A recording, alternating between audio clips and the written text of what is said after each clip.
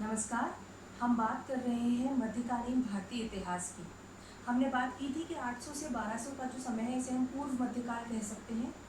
1200 ईस्वी से हम मध्यकाल का आरंभ मान रहे हैं। इस समय भारतीय राजनीति में आमूलचूल परिवर्तन हम देखने को मिलता है। मुसलमान सत्ता भारत में स्थापित हो जाती है।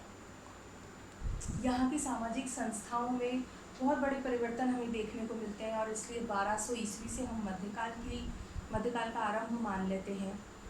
मध्यकाल को भी हम दो भागों में विभाजित कर सकते हैं, सल्तनत काल और मुगल काल। सल्तनत काल में हम 5 वंशों की बात करते हैं, गुलाम वंश, खलजी वंश, तुगलक वंश, सैयद वंश और लोदी वंश। इसे सल्तनत काल इसलिए कहा जाता है क्योंकि राजा को सुल्तान कहा जाता था।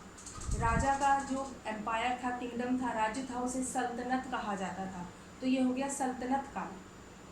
1526 में इब्राहिम लोदी, 21 अप्रैल 1526 इब्राहिम लोदी और बाबर के बीच पानीपत का प्रथम युद्ध होता है, जिसमें इब्राहिम लोदी हार जाता है और बाबर की सत्ता भारत पर, दिल्ली पर स्थापित हो जाती है और वहीं से मुगल काल की शुरुआत हो जाती है। आइए बात करें। गुलाम वंश का समय हम मानते हैं 1206 से 1290 ईस्वी। उसके बाद आया खलजी वंश 1290 से 1320 ईस्वी। फिर आया तुगलक वंश 1320 से 1414 ईस्वी। फिर आया सैयद वंश 1414 से 1451 ईस्वी।